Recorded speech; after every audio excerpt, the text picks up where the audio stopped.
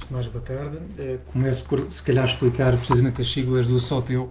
Vem do State of the European Union, portanto, significa o Estado da União Europeia, de certa forma, algo que é importado do modelo norte-americano, em que o Presidente se dirige ao Congresso. E, portanto, este discurso, o SOTEU, surge pela primeira vez em 2010, pela voz de José Manuel Durão Barroso, na altura Presidente da Comissão Europeia. Anualmente, este discurso é feito sempre com regularidade no mês de setembro, exceto nos anos em que há tomada de posse da nova Comissão, decorrente depois das eleições europeias. E, portanto, agora em 2020 tivemos hoje pela manhã o discurso de von der Leyen, um discurso que surge rodeado, digamos que, três curiosidades. Desde logo a primeira de ser o facto de ser o primeiro discurso da Presidente, que ela tomou posse, como sabe, no final de 2019. Um segundo aspecto também curioso é que este discurso ocorre habitualmente em Estrasburgo, mas, tendo sido considerado zona vermelha, optaram por transferir, portanto, o discurso para Bruxelas. E uma terceira particularidade, dizer que é um discurso sobre o Estado da União que surge talvez num momento mais difícil da União Europeia desde a sua criação. Portanto, mais difícil no sentido, obviamente, decorrente desta pandemia que estamos a viver e naturalmente as consequências não só sociais, mas também económicas. E, portanto, neste discurso sobre o Estado da União, ele basicamente está estruturado em duas partes. Uma primeira em que se faz um balanço do que foi a ação da Comissão no ano anterior e uma segunda parte em que se faz, de alguma forma, a antevisão do ano que aí vem. E, portanto, foi isso que Ursula von der Leyen fez esta manhã, num balanço muito curto, digamos assim, dos últimos 6 meses, em que, e as palavras são delas, portanto, transformamos o medo e a divisão em confiança. Foi exatamente isso que se passou, no fundo, nos últimos meses a nível europeu. E depois, passando para a parte da antevisão e, portanto, das grandes orientações para o próximo ano, Ursula von der Leyen falava de que era necessário, portanto, a União Europeia passar da fragilidade para uma nova vitalidade. E, portanto, a partir daí tivemos o discurso, um discurso que já foi comentado no sentido de ter sido particularmente longo, 1h e 15 minutos, é um dos discursos, se calhar, mais longos da história deste discurso sobre o Estado da União, mas que foi, efetivamente, um discurso muito completo e que abordou todo um conjunto de temáticas que eram fundamentais e que precisavam de realmente ser referidas neste arranque de ano parlamentar, a nível do Parlamento Europeu, obviamente. Pois bem, 290 dias, foi exatamente essa a distância desde que tomou posse Ursula von der Leyen. Como disse o Marco Teles, falou à Europa, foi o seu primeiro discurso em termos de pandemia. Antevia-se uma intervenção da saúde da Europa, deveria estar no centro. De resto, há uma frase que marca esse mesmo discurso, já citado também por Marco Teles: a Europa precisa passar da fragilidade para a vitalidade. É por aí que começo, a doutora Fernanda Cardoso. Se antes era difícil gerir uma Europa, em tempos de pandemia tudo torna-se ainda mais difícil. É possível transformar a fragilidade em vitalidade? Sem dúvida que é um período muito difícil e complicado e também por isso é que a União Europeia, pela mão da Comissão, que tem a iniciativa legislativa, tem tomado muitas medidas no sentido de vir dar resposta a esta crise que temos agora, decorrente da crise sanitária. Temos uma crise económica muito grave e, portanto, foram necessários criar instrumentos de resposta à crise logo de imediato e, de certa forma, este balanço que o Dr. Marco Teles falava, que inicialmente começou por fazer a Presidente da Comissão, foi um pouco dar nota dos instrumentos de resposta à crise que a Comissão foi apresentando para tentar conter a crise pandémica e também a crise económica. Com destaque para o Programa SUR. Sim, falou do Programa SUR especialmente na questão da manutenção dos empregos, porque fundamental, e essa perspectiva foi muito bem identificada tanto pelas instituições europeias como pelos Estados-membros, que foi da importância de acudir às empresas no sentido de permitir a manutenção dos postos de trabalho, do que deixar as empresas irem para as falências e depois passar a ser o Estado, através de um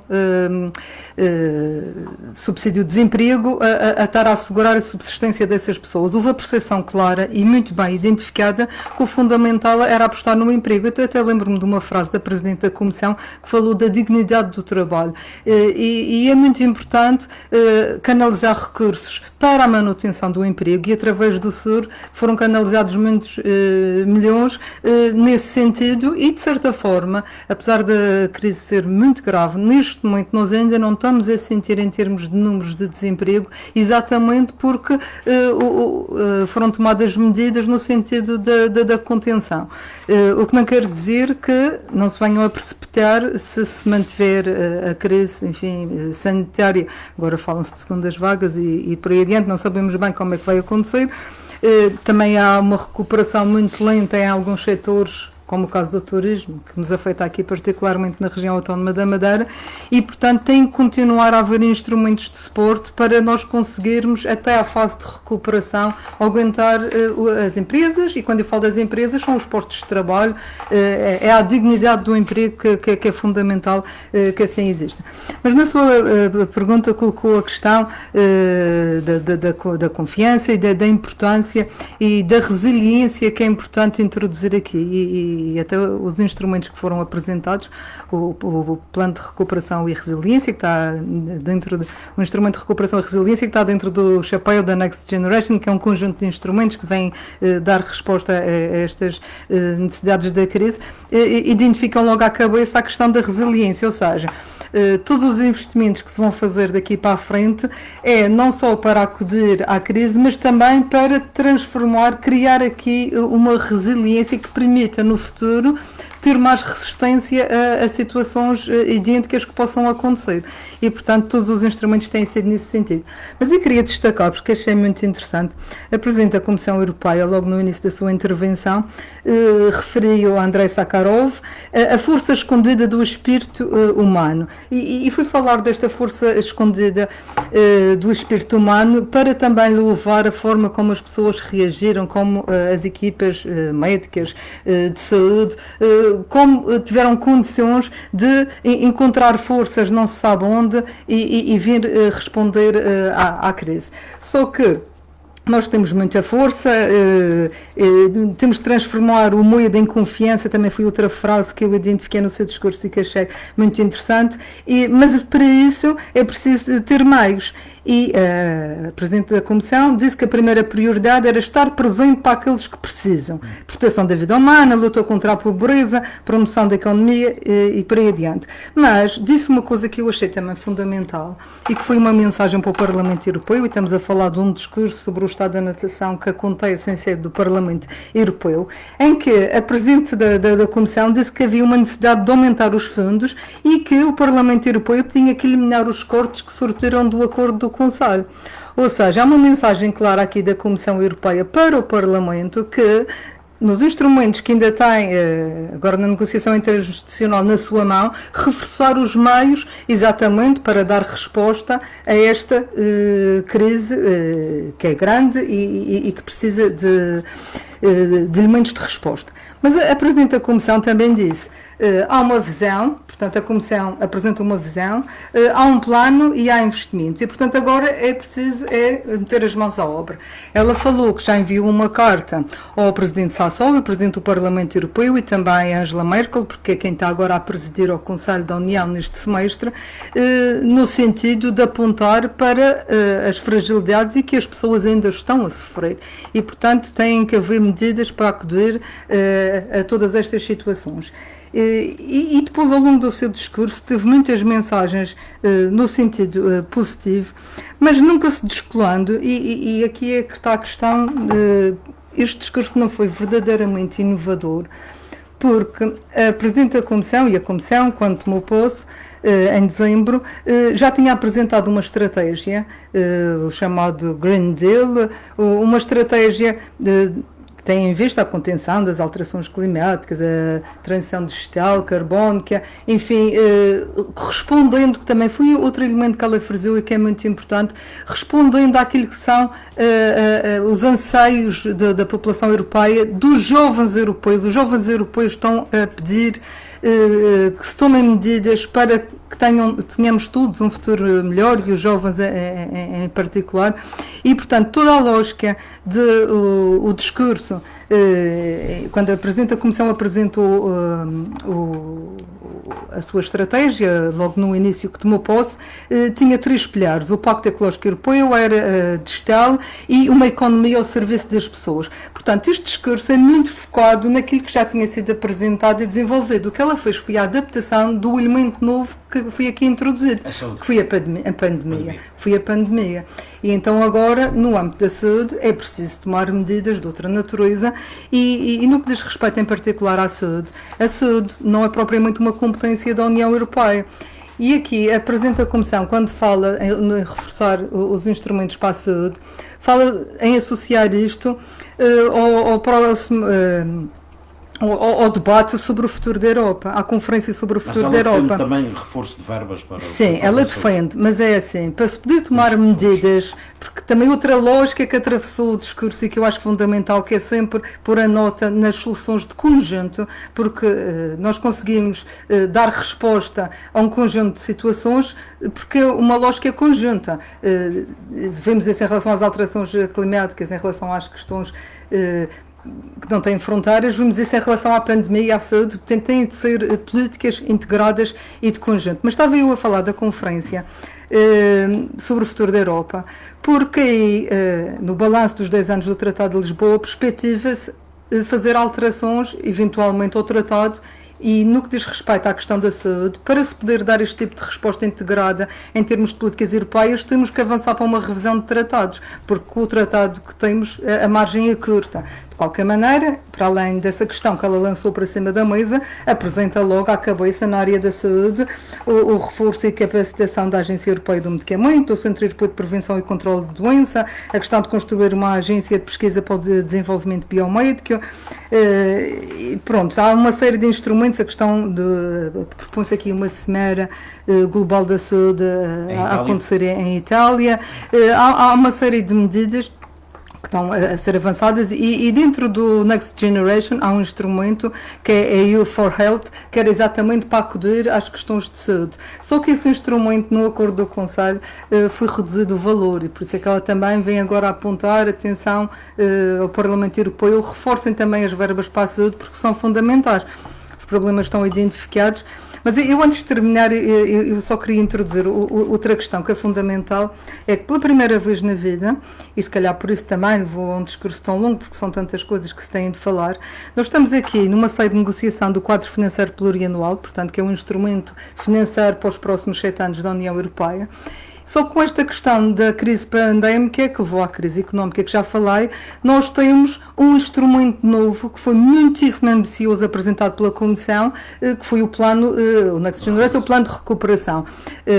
Já houve quem dissesse que isto é um momento de Delors, mas sem dúvida que é um momento sem precedentes na União Europeia. Fala-se do Delors, porque o Delors foi o pai dos fundos estruturais, foi quem teve a grande ambição numa lógica de coesão social e económica, hoje em dia também territorial, e vem esta Comissão, portanto, com uma grande ambição, apresentar um instrumento financeiro de suporte para nós podermos ultrapassar estas grandes consequências desta crise e do período muito complicado que estamos a ver. Eu depois, já vamos noutra altura que seja... Essa questão. Gostaria também de saber aqui a opinião da doutora Emília Alves relativamente a esta intervenção da Presidente da Comissão Europeia. Boa tarde, obrigada pelo convite. Portanto, isto foi realmente um discurso que focou essencialmente as prioridades que a Comissão determinou para a atuação nos próximos anos e, de facto, como já focou aqui a colega, salientou as áreas que são agora também áreas bastante importantes nesta situação de crise económica que nós estamos a atravessar. Portanto, as áreas afetadas da saúde, da crise económica, que teve particular impacto aqui na região. Portanto, sabemos que temos a nossa condição de ultraperiferia, de uma grande dependência face ao turismo, de economias de escala bastante reduzidas e, portanto, sentimos de uma forma particular os efeitos desta crise. Portanto, as áreas que foram hoje referidas pela Presidente da Comissão também revelam preocupações que nós na região nos revemos e que urge serem apoiadas, como é também o caso do Green Deal, do Digital, de problemas que a região atravessa de uma forma particular, e quando estamos numa fase que estamos a finalizar um quadro financeiro do 21, portanto que termina agora em 20, e em que é sabido que as nossas verbas estão praticamente esgotadas, quer em termos de compromisso, quer com uma execução já bastante grande, muito superior à média nacional, como é sabido, na ordem dos 60%, portanto temos uma média superior em 10% à média nacional, isto é relativamente ao Madeira 14-20%, portanto, FEDER e Fundo Social Europeu. Também em termos do Fundo de Coesão, neste momento já não existem verbas em nenhum dos eixos existentes, portanto sabemos que o Fundo de Coesão foi bastante importante, tem sido bastante importante para a região, porque tem permitido apoiar projetos quer na área das energias, quer do ciclo urbano da água, portanto na recuperação de redes face às perdas de água existentes, também na área dos resíduos sólidos urbanos e essencialmente na recuperação de taludes e na regularização das ribeiras. Portanto, sabemos que foi um apoio muito importante na situação da intempérie de 2010 e depois também na situação dos incêndios, e neste momento há ainda um conjunto de obras significativas a serem realizadas e já não existe verbas. Portanto, havia um reforço também prometido à região na ordem dos 30 milhões a quando dos incêndios, o qual nunca veio a verificar-se, ainda agora na recente reprogramação, que ainda não está finalizada, portanto, antes ainda da crise pandémica, a região fazia conta com essa verba. Não existiu esse reforço, portanto, a nível nacional foi dirigido para outro programa. E, portanto, são constrangimentos que a região se debate, e realmente agora ter a possibilidade de aceder a estes instrumentos que a Comissão põe ao dispor dos Estados-membros serão bastante importantes para a região. Quer o instrumento de recuperação de resiliência, quer o REATU, sendo que o REATU será um reforço no imediato, portanto é um reforço ainda que será feito no programa atual, portanto há de haver uma reprogramação, embora neste momento as verbas estejam a ser negociadas entre o Governo da região e o Ministério do Planeamento, mas serão verbas a ser incorporadas no atual programa e, portanto, em que a execução dos investimentos terá que ocorrer entre 21 e 23. Portanto, está em discussão as verbas, mas são montantes que vão ser aplicados em projetos que têm que ter uma maturidade bastante grande, uma vez que, como digo, tem que ser executado até 23, mas são verbas importantes que a região irá dispor, quer em termos de FEDER, quer em termos de Fundo Social Europeu, precisamente para acatar aqui às dificuldades das pequenas e médias empresas, para a saúde, portanto, irá permitir apoiar produtos e serviços na área da saúde, incluindo os custos de pessoal e medidas de saúde e segurança, a transição verde, portanto, projetos na área da eficiência energética, da mobilidade, apoiar a eficiência energética nas infraestruturas públicas, as alterações climáticas, o ciclo urbano da água, a economia circular. Portanto, como digo, são áreas em que ainda existe intenções na região, existem projetos que urgem ser apoiados. E que vão na linha daquilo que defende. Sim, em termos do Fundo Social Europeu, é a questão que já falamos aqui da manutenção dos postos de trabalho, que é importantíssimo nesta fase, e também a criação de emprego, sobretudo para apoio e emprego aos jovens e para o desenvolvimento de competências, para apoio, sobretudo, a pessoas que estão numa situação vulnerável. Portanto, no imediato são verbas que a região espera poder contar para fazer face a esta situação. O instrumento de recuperação e resiliência é um instrumento que irá decorrer no período de 21-26 e, portanto, que também foi criado para atenuar esta situação do impacto social e económico, e que a região pretende que sejam apoiados também áreas dos serviços sociais e serviços de saúde, a habitação apoiada é também uma das áreas que é elegível dentro deste instrumento, assim como a disponibilidade e capacidade de armazenamento da água. Sabemos que isto é um problema que ainda decorre em muitos dos municípios da nossa região e, portanto, como digo, a nível do Fundo de Coesão, neste momento as verbas estão esgotadas. Também no relançamento do turismo, o instrumento de recuperação e resiliência permite o apoio nesta área, naturalmente, do relançamento do turismo, na valorização e reforço da notariedade do destino, que é muito importante para a Madeira, para a marca Madeira, como um destino seguro, e também, muito importante, a área do sector marítimo ou portuário e a acessibilidade aérea. Sabemos que a região, esta área, nestas duas áreas, tem investimentos também significativos e, através de instrumento, é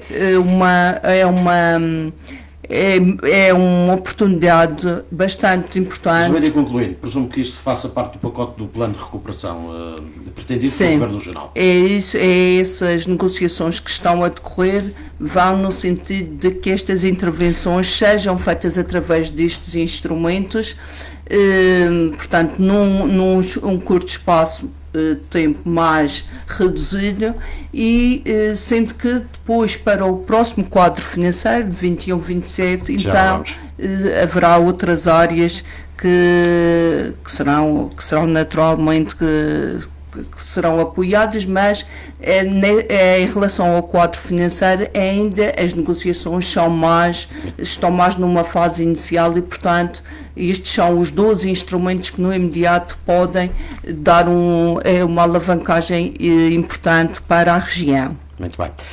Voltando a este discurso da Presidente da Comissão Europeia, Ursula von der Leyen é defensora do salário mínimo em todos os países. Marco, é possível chegarmos de facto enfim, é esta questão levantada também pela Presidente. Recordo que há 6 países onde não existe o salário mínimo, e há discrepâncias que vão desde os 312 euros por mês na Bulgária aos 2.142 euros no Luxemburgo em termos de salário mínimo.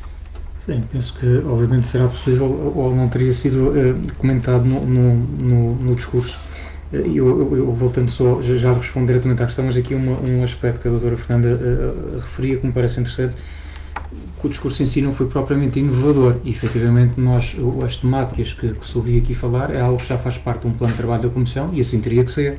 Claro. É um plano de longo prazo e, portanto, não se poderia ao fim do ano. O que há aqui é, de facto, uma adaptação, e aqui houve realmente bastantes novidades, nomeadamente no setor no que toca à questão da saúde, e outras, por exemplo, nas relações internacionais, nomeadamente com a questão do Reino Unido. Até com os Estados Unidos, e até com os Estados Unidos, mas é um discurso que apresentou, que assegura alguma tranquilidade, que inspira confiança e que procura sossegar os diversos setores. Eu recordo, por exemplo, lia ontem algumas as expectativas dos deputados no Parlamento Europeu portugueses das diversas famílias políticas, cada um fazendo aqui no fundo a listagem dos temas que gostaria que fossem referidos neste discurso, e efetivamente eu analisando o discurso, cheguei à conclusão que foi falado praticamente tudo. Portanto, desde a saúde à questão da economia, da tecnologia, do digital, do ecológico, da transição tecnológica também, e da questão ambiental,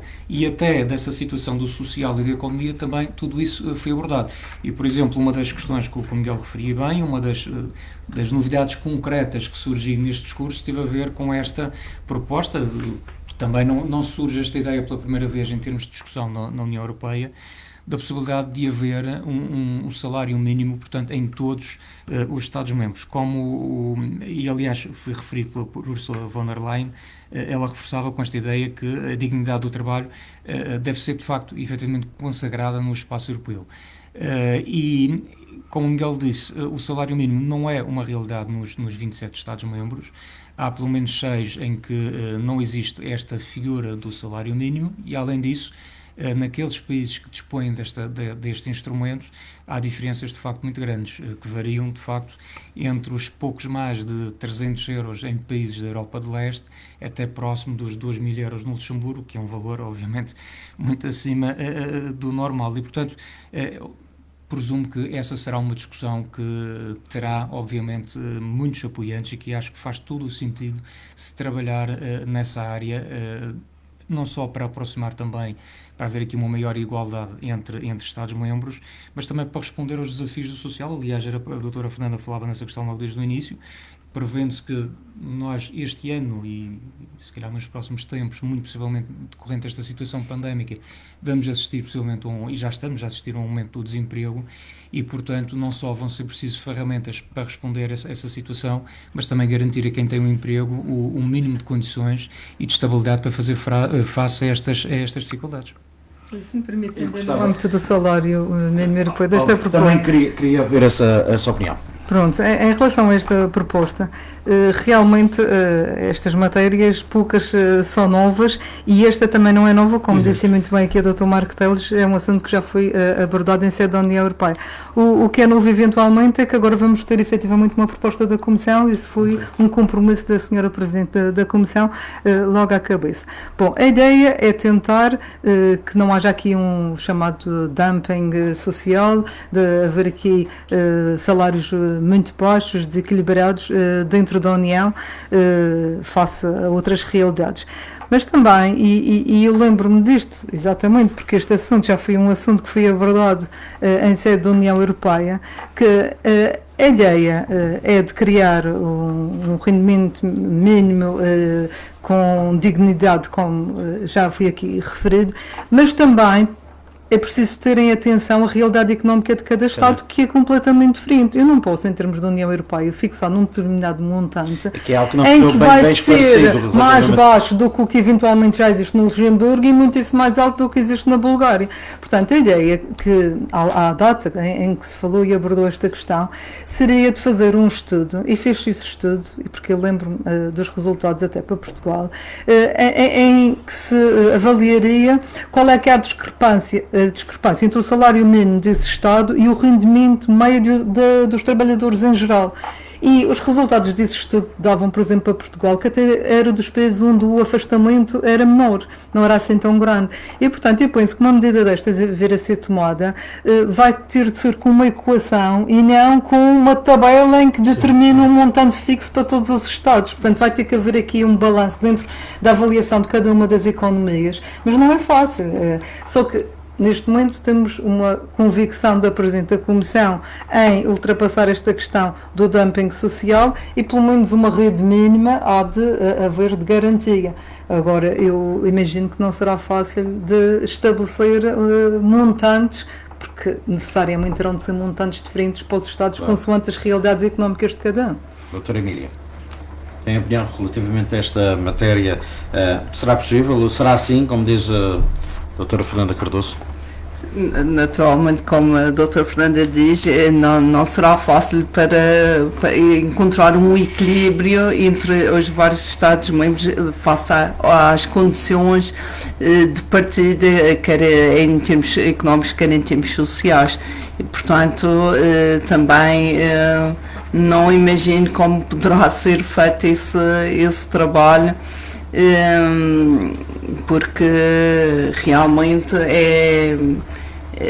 as condições da partida, vejamos, por exemplo, a situação das regiões ultraperiféricas, que tendo um estatuto próprio, mesmo entre elas já as condições são diferentes e por vezes as dificuldades que são em em conseguir um estatuto específico para cada uma, porque que acho que isso é sempre importante e é algo que é sempre muito crítico nas dotações específicas das regiões, é que seja olhada essa especificidade de cada uma região e que pudesse ter um tratamento específico. Mas é isso que já acontece, atendendo ao seu próprio estatuto. Sim, mas mesmo entre as regiões Deveria ser reforçado esse estatuto? Julgo que sim, que é sempre é algo que tem que se manter e que deveria ser olhado de forma diferente entre as regiões, porque, como digo, as situações são diferentes. Se compararmos, por exemplo, a nível do Interreg, a situação de Canárias, a situação da Madeira, portanto, vemos que há fatores que deveriam ser introduzidos nas dotações que são atribuídas, porque as realidades são diferentes e, portanto, a nível deste programa de cooperação interregional, vemos que há essa disparidade e, portanto, os montantes que são disponibilizados à região de Canárias são sempre muito superiores, o que dificulta depois na própria execução dos projetos, porque há uma disparidade nas dotações dos vários parceiros. Já que falou em dotações, ainda hoje de manhã foi no Parlamento Regional abordada a questão dos pacotes financeiros da União Europeia, com o líder do PS a revelar que a região iria receber 1.400.000 euros, parece-me que é assim, ou 1.400.000 euros, no que diz respeito a um envelope financeiro. Doutora Fernanda Cardoso, aqui não sei se estamos a falar do futuro quadro comunitário de apoio, de facto, se é deste plano de recuperação. Bom, eu não sei exatamente esse número a que é que se refere, mas ainda antes de ir a essa matéria, a questão que a doutora Emília falou das Canárias receberem para a cooperação territorial europeia montantes mais elevados do que a região autónoma da Madeira tem a ver com o critério de ser o critério per capita. Como as Canárias têm mais de 2 milhões, uma diferença substancial em termos de população da região autónoma da Madeira, depois encontramos esse desequilíbrio na parte da cooperação. E depois, como desenvolvemos a cooperação neste espaço da Macaronésia, Madeira, Açores, Canárias, Cabo Verde, Senegal, Mauritânia, desenvolvemos cooperação entre nós e há um desequilíbrio muito grande entre uma das regiões que desenvolve essa cooperação face às outras. Madeira e Açores têm uma população reduzida e depois que recebem um montante muito inferior. Normalmente as Canárias são sempre os chefes de filha, porque são eles que têm o grande bolo, pode-se assim chamar, e que, portanto, tem outra capacidade de gerir os projetos. E isto que a doutora Emília diz faz sentido, e nós já temos tentado muitas vezes em várias sedes avançar com a possibilidade de utilização de outros critérios, até porque eu posso já adiantar aqui, a título de exemplo, nós podemos argumentar que as Canárias, ao terem uma população daquele número, têm outra escala que nós não temos, e isso é um handicap superior, juntando a outros, a questão da diversificação económica, que a nossa também tem um grau muito reduzido. Podíamos encontrar aqui um leque de indicadores que permitisse nós sermos compensados para atenuar o critério per capita. Só que alterar critérios é sempre uma caixa de Pandora e a Comissão nunca está muito disponível para este exercício, porque alterar critérios, os critérios nunca satisfazem a todos, portanto há sempre gente insatisfeita com o critério escolhido e por isso é que temos tido uma dificuldade de ultrapassar esta questão. Mas eu já vou à questão que me colocou. E comecei por dizer que não sabia exatamente esse número a que é que se referia, porque nós temos 2 instrumentos sobre a mesa.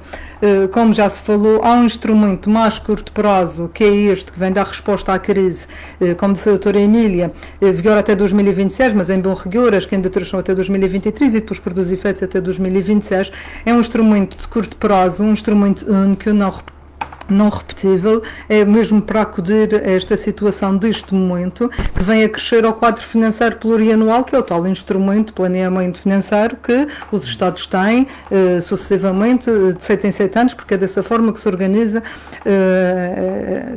as finanças em termos da União Europeia.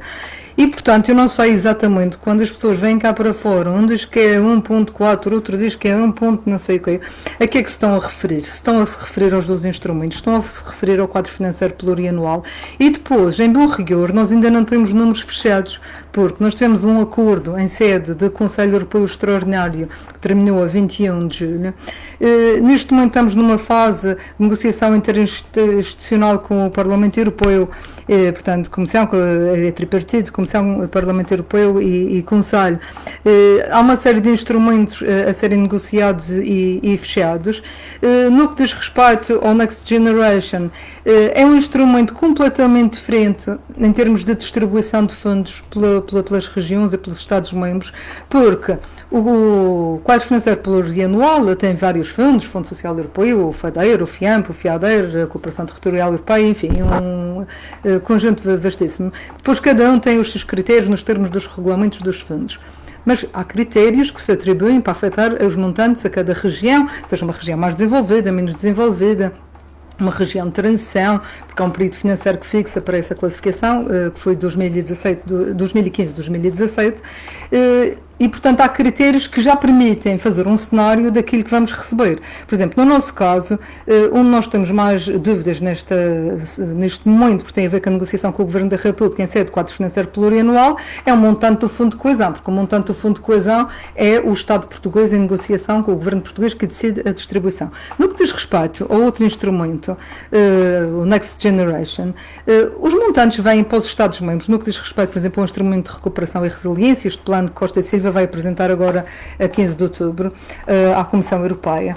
O montante global vem para o país e depois o país tem uma margem de manobra imensa para utilizar como bem entender. Ou seja, se quiser privilegiar, e isso já foi publicitado, já vem no Expresso mais do que uma vez a anunciar as intenções do governo português e a dizer que finalmente vão poder utilizar fundos em Lisboa, na grande área de Lisboa, porque é uma região mais desenvolvida e, portanto, tinha limitações no âmbito do quadro financeiro plurianual, e vimos o governo português todo contente que neste momento já pode agarrar nestes fundos e canalizar para as grandes cidades do país.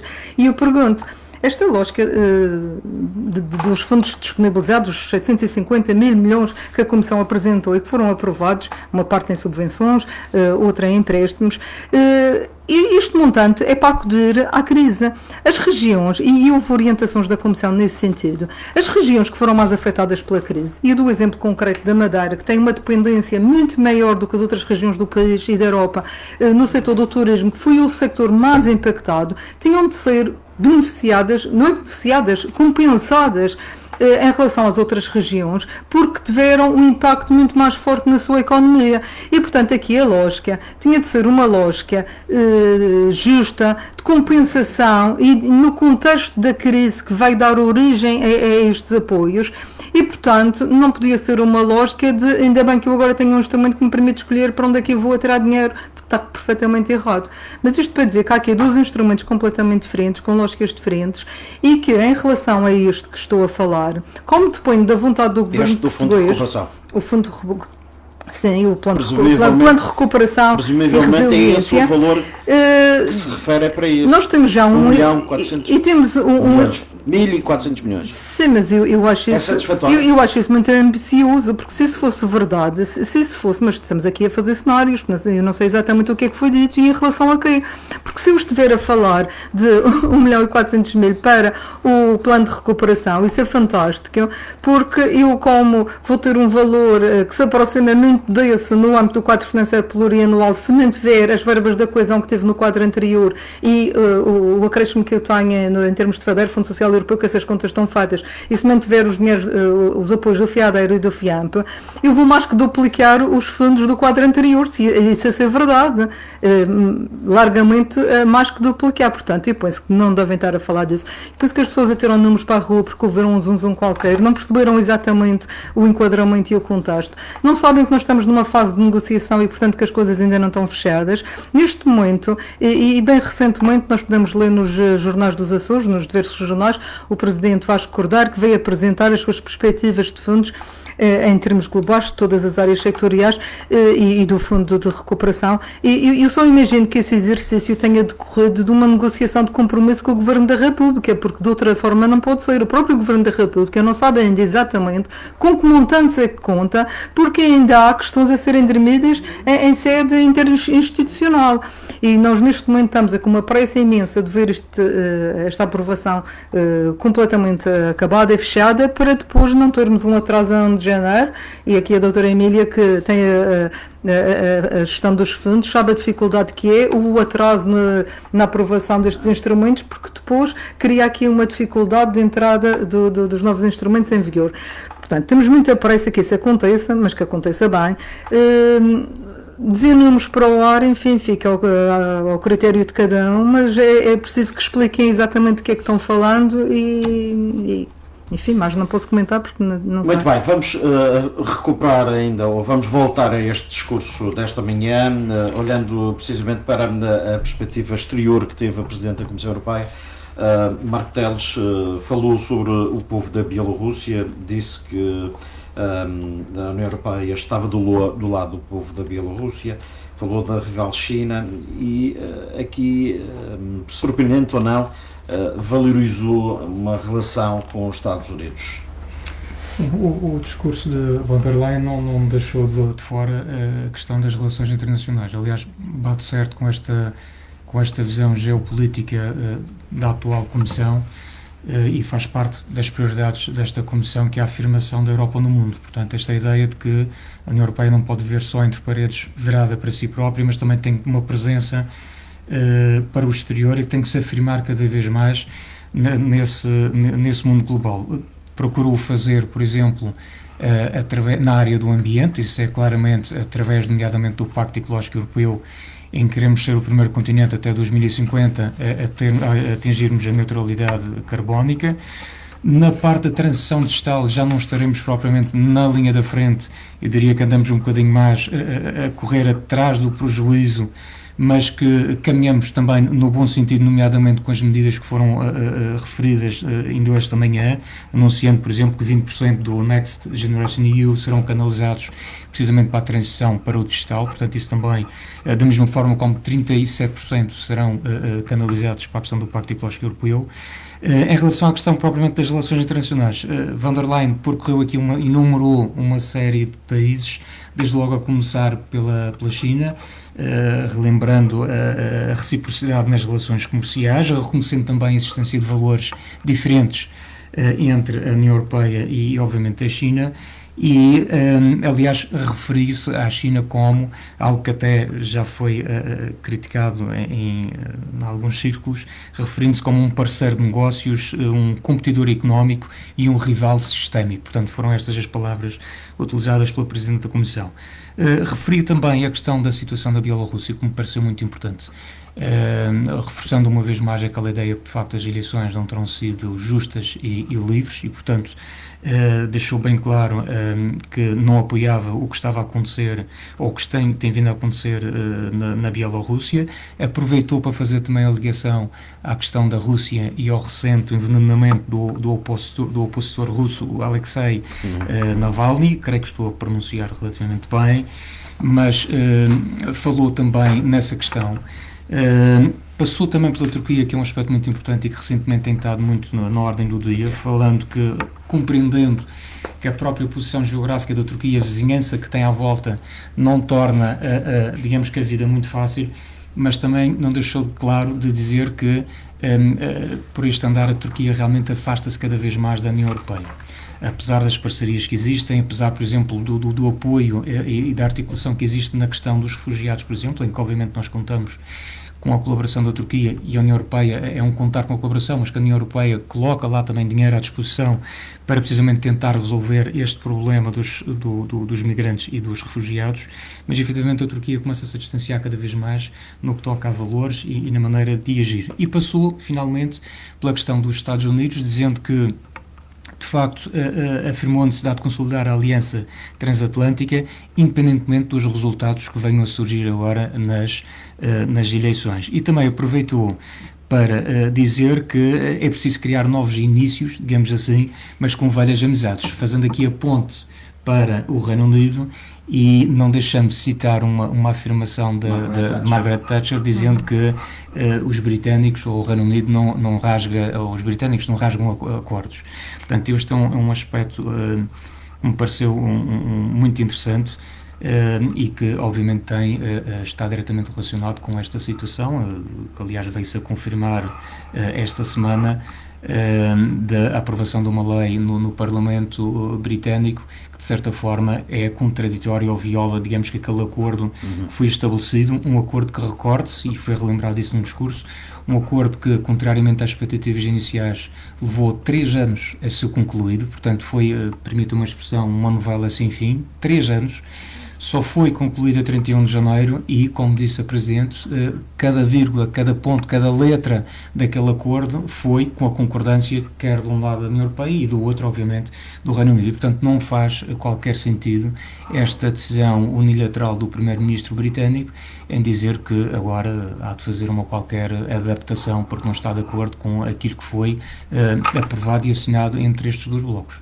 Doutora Fernanda Cardoso, esta visão para o exterior da Presidente da Comissão Europeia no que diz respeito aos Estados Unidos, ao Brexit, à China, também não trouxe muito de novo? Não, é uma visão muito importante. Até porque, como ela própria disse, há interesses comuns em jogo. Ela disse que era preciso olhar para estes 2 lados do Atlântico, como aqui já foi referido. E a questão do Brexit é fundamental para nós, em particular, e em geral para a União Europeia. Nós estamos a seguir as negociações, porque neste momento, como já foi aqui referido, demorou 3 anos a negociar o acordo de saída. Nós estamos agora no período de transição que termina no final deste ano, e o que se está agora a negociar é como é que se vai relacionar o Reino Unido com a União Europeia no pós-2020. E face a isso está a ser muito complicado. As expectativas são muito negativas porque... enfim, de certa forma, como já foi também referido, aquilo que já estava mais ou menos acordado, ou aquilo que já foi acordado, está-se a remeter para o caixote do lixo. E não se estão a cumprir, portanto, os acordos que já se tinham efetuado. E daí a tal referência à afirmação de Thatcher, que o Reino Unido não rasga acordos, porque rasgar acordos é mau para todos. É mau para a União Europeia, mas também é mau para o Reino Unido e é mau para todos. Eu estava a falar aqui do caso particular da Madeira, porque nós vamos ser afetados de qualquer forma. Vamos ser afetados se houver acordo pós 2020, vamos ser afetados se não houver. E digo isto porque neste momento já temos este problema, como sabem, com o Covid. Nós conseguimos agora estes corredores para a Madeira e para os Açores, porque temos uma situação muito mais controlada, mas já temos o problema, é o nosso principal mercado emissor de turismo, e já temos o problema do que nos afeta a crise pandémica. Mas à margem da crise pandémica, o facto de haver uma recessão na economia britânica decorrente de uma saída nestes termos vai-nos afetar, porque se os consumidores britânicos têm menos condições financeiras, vão viajar menos e vão-nos afetar diretamente. Depois, no nosso caso particular, também temos o problema das exportações, do vinho Madeira e por aí adiante. Temos também a questão, que é uma das que está na negociação, a criar problemas de proteção das indicações geográficas e por aí adiante. Bom, há uma série de matérias que estão a determinar que, nesta fase, os Estados já estão a efetuar planos de contingência. Ou seja, eu própria já circulei aqui pela CIF e por outras entidades um conjunto de orientações no sentido de dizer às empresas para se prevenirem, para começarem a se organizar na perspectiva de eventualmente não haver aqui um acordo que permita funcionarmos de uma forma minimamente regular. E, portanto, nós também estamos com muita atenção, e é natural que a Presidente da Comissão Europeia faça estas 2 referências a 2 parceiros, 2 aliados tão importantes, um que até há pouco tempo fazia parte da União, e o parceiro transatlântico, que é um parceiro fundamental, independentemente da governação de cada momento poder ser mais conforme ou menos, não deixa de ser um parceiro estratégico fundamental. Assim como, e aqui foi referido e bem, a forma como a Presidente da União Europeia apresentou a questão do relacionamento com a China, porque a China, mesmo sendo o tal problema sistémico, acaba por ter um peso determinante e com quem nós temos de nos saber articular. A Presidente da Comissão Europeia também falou aqui da reformulação de como nos organizamos em termos de Organização Mundial de Comércio.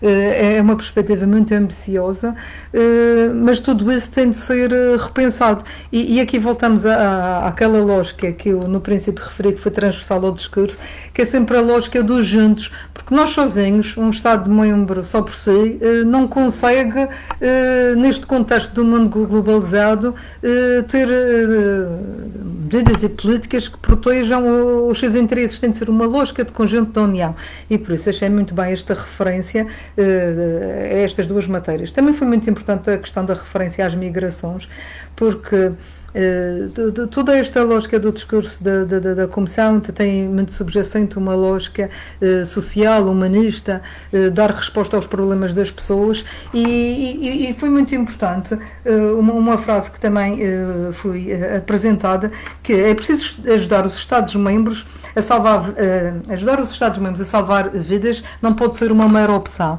E nós sabemos que neste problema das migrações há Estados que estão mais expostos a estas grandes massas de migrantes e que são mais impactadas porque estão na fronteira e que depois não têm meios para dar resposta. E nós temos de perceber que esse problema não é um problema daquele país, é um problema da União. Nós temos de ver isso numa lógica de conjunto e de uma resposta integrada e conjunta, e a uma questão humanitária que é fundamental. E eu não sei se vou ter a oportunidade de falar muito mais vezes. Há uma frase que eu tenho que destacar do discurso da comissária, da Presidente da Comissão, que achei fundamental, que é a questão do unidos na diversidade e na adversidade.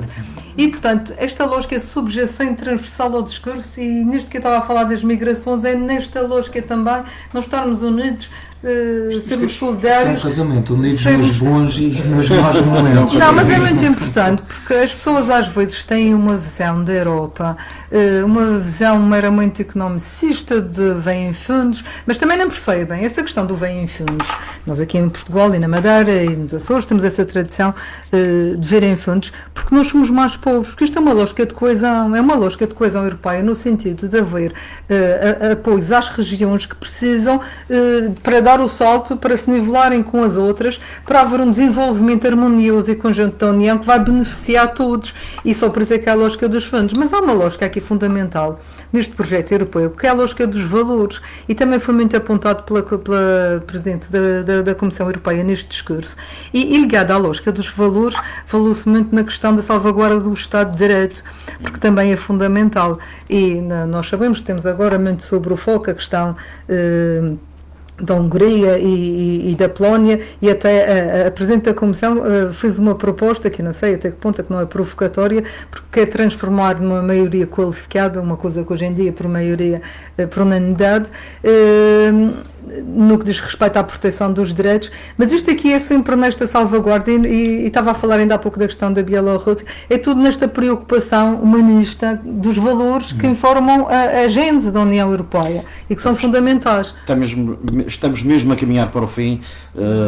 Eu gostava de aproveitar a presença aqui da Presidente do IDR, Doutora Emília Alves. Neste tempo de pandemia, e falamos de fundos, houve travagem em termos de projetos, recuos de empresas, de investimentos aqui na região autónoma da Madeira?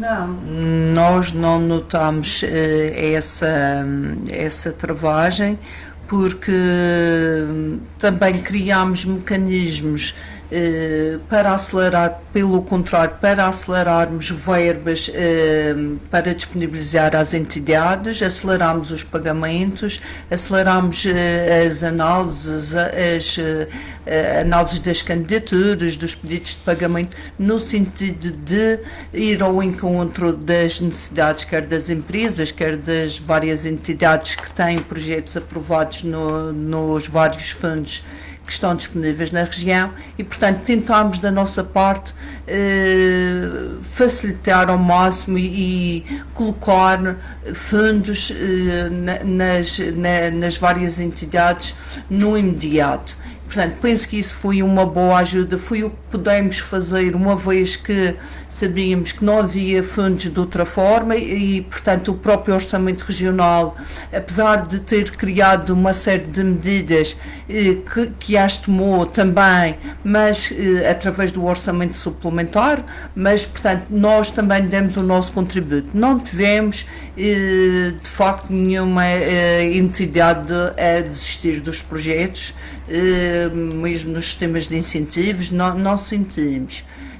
Portanto, sentimos sim é a falta de maior volume de verbas para poder acudir no imediato.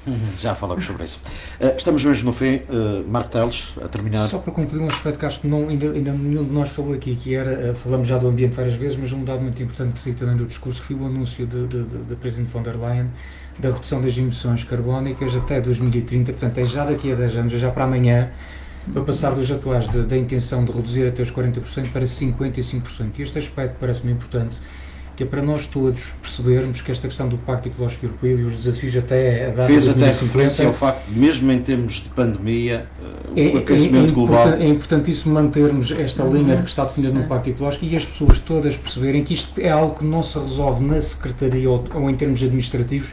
Isto vai implicar mexer com o nosso modo de vida e, portanto, mexer com o nosso modo de vida implica mexer com mentalidades, que é algo que é muito complicado e, portanto, nós temos que pensar que para atingir estas metas que são ambiciosas e que temos que efetivamente alcançá-las para bem do próprio planeta, como se costuma dizer, não há um planeta B, portanto, nós vamos ter que efetivamente mexer, sendo certo que também, e esse aspecto foi referido pela Presidente, que é perfeitamente possível nós conciliarmos o desenvolvimento económico com a aposta no ambiental no verde, portanto, são duas áreas perfeitamente compatíveis. Muito bem, estamos no fim deste programa, desejamos e agradecemos acima de tudo a vossa presença, votos de uma boa tarde, voltamos numa próxima oportunidade. Vamos ter a informação já daqui a pouco. Ponto 8. Estamos juntos.